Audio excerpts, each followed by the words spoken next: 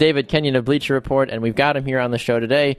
Not talking about football. We've been talking about the Cleveland Browns probably a little bit more than they deserve the last couple of weeks, but now we're going to transition back to the basketball world. So, David, welcome back to the show. Thank you for having me. But I'm sure we won't stray too far from Cleveland. Ooh, nicely done. So if we're not talking about the Browns, who else are we talking about today then, David? Oh, the one and the only, the LeBron James. Ah, the LeBron James. Is just a super fun Twitter user who's sparking controversy all over. Oh, no. What is he saying, David? Well, this past week, LeBron James was in Miami. Okay. It's a beautiful city. Many people know his former team. And he was working out with Dwayne Wade. Sure. That's, just hanging out. Whatever, it's friends, fine. Doing friends things, yeah. That's just normal. But sure. Apparently, LeBron, for some reason, decides, he says this: "It's okay to know you've made a mistake, because we all do at times. Just be ready to live with whatever that comes with it, and be with those who will protect you at all costs." Okay. And so he's in Miami and says this, and people are like, "Oh, he's saying he made a mistake, and he wants to be in Miami, and he doesn't want to be in Cleveland anymore." Well, I don't know how many people willingly want to be in Cleveland. Well, that's true. But anyway, so it's been pretty interesting to follow that. And then today he met with the media, I believe for the first time since then, and he said the cryptic tweet was not directed at any of his teammates. Sure. As far as for people having a problem with him working out with Dwayne Wade, he said, "I don't care." That from ESPN's Dave McMenamin. Well, I mean, when you're LeBron James and you are a two-time NBA champion and you happen to be good friends with a guy on another team, I mean, how many times do we see in the offseason, we see Carmelo Anthony and Dwayne Wade and LeBron and a bunch of other people hanging out on jet skis, they take their wives and they go on vacations together. A lot of these guys are friends off the court. I mean, a lot of them, I know it's not as frequent, but a lot of these guys play Team USA ball together and, they are genuinely just know each other. It's what's wrong with hanging out with a friend. I understand it's in season, so I can see how some folks might have a bit of a scuffle about that. But, it's LeBron and Dwayne. Those guys have been friends for years. Why do we need to make a bigger deal about it than we have to be? Right. And the other thing to remember, too, is they came into the league at the same time. So this friendship goes back more than a decade. Exactly. There was a main reason that LeBron went to Miami in the first place was to have that chance to play with D-Wade. Yeah. So it's funny to watch. It's funny to dissect. I think it's probably just LeBron with a very poor time tweet about something in his life and whatever life goes on. Exactly. Well, we've heard all these different rumors, though, too. Sorry not to interrupt you. We've heard all these different rumors about Kyrie Irving not being happy in Cleveland, and we've heard, Kevin Love, is he as good as people thought he were? The big three, this, disembodied mess. So I can understand why, folks might jump on the whole LeBron thing right away, just because of the lead up, and maybe it's been more so of how the media has portrayed the quote-unquote situation in Cleveland right now. And there's something to be said about that, and that's kind of where I was headed with this. I was watching the Dan Le Batard show yesterday, and Amin Al-Hassan, who worked in the Phoenix Suns front office for a while, is now an analyst there. Sure.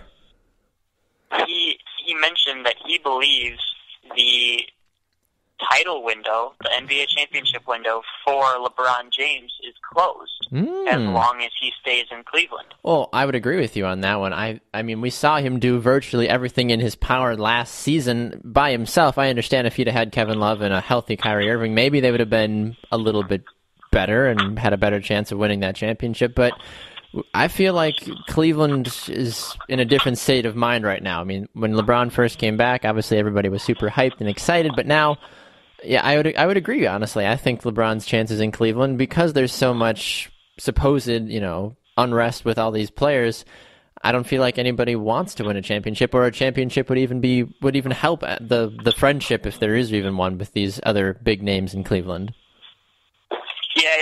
pretty remarkable how we're looking at a team that's first in the Eastern Conference, and I mean, I can pretty confidently say that as well. I mean, you look at the roster construction compared to the rest of the elite teams in the NBA, and I'm taking the Warriors and the Spurs in the series. 100%. Probably even the Thunder. I was just going to say the Thunder, 99 out too. of 100, it feels like, I mean, obviously it wouldn't be that high, but, man, it's just pretty remarkable that we're looking at the best team in the Eastern Conference and being real hesitant about them. Is that the speculation, though? Well, maybe that's the wrong word to use. Is that just the general persona, though, of teams that come out of the East post-Chicago Bulls, Michael Jordan?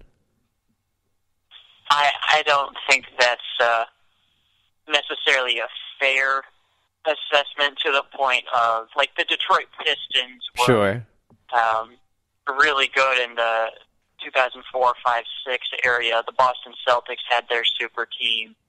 So I think that might be a bit of a stretch. But I'd say recently, sure, with,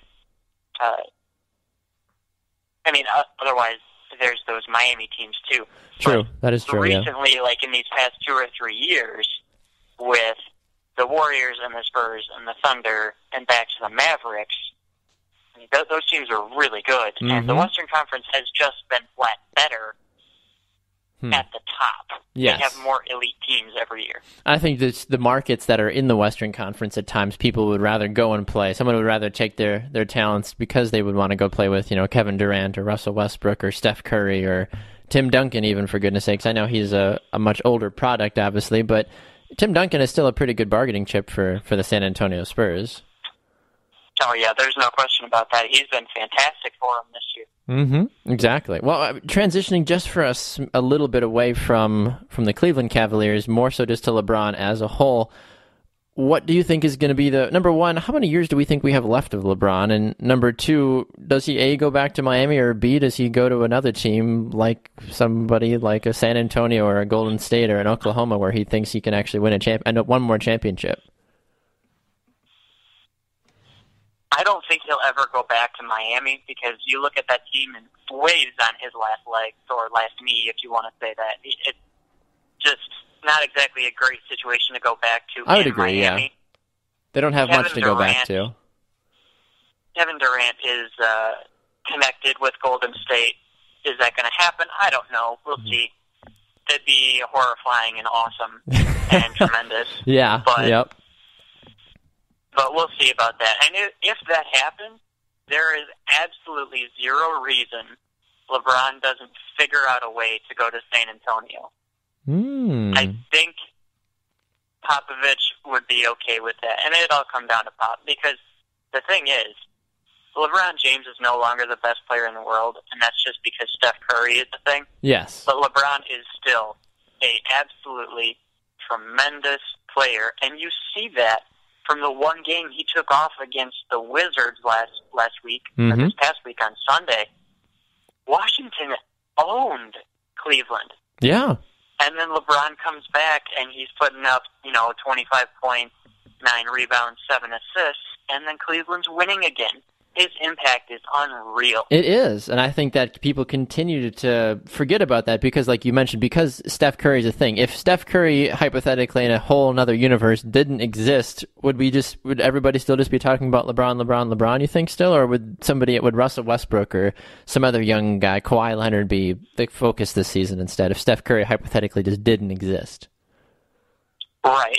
I mean, I like it. I can go with it. I think we're still talking about LeBron. Do we know? I mean, obviously, no. It's a hypothetical world. We don't know. Maybe it's Russ. Maybe Kawhi doesn't have this breakout. Who knows? That's true. LeBron is still a top 2 player, and it'll be pretty hard to disagree with that. And even if you go to the top 3, fine.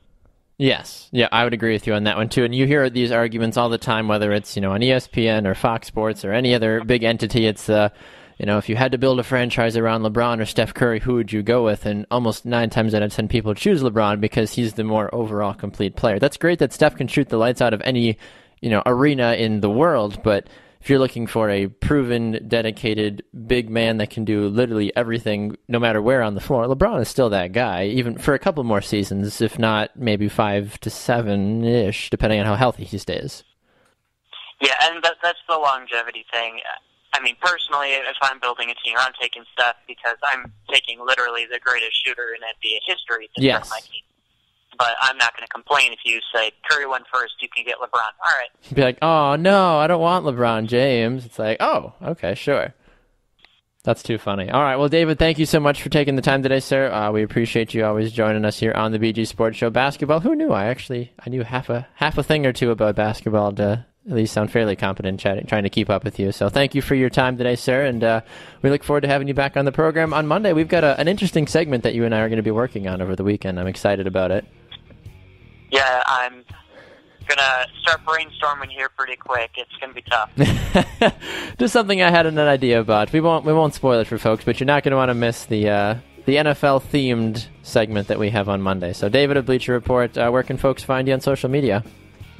You can find me on Twitter at Kenyon19_BR. Cool beans, David. Thank you, sir. We'll see you on Monday.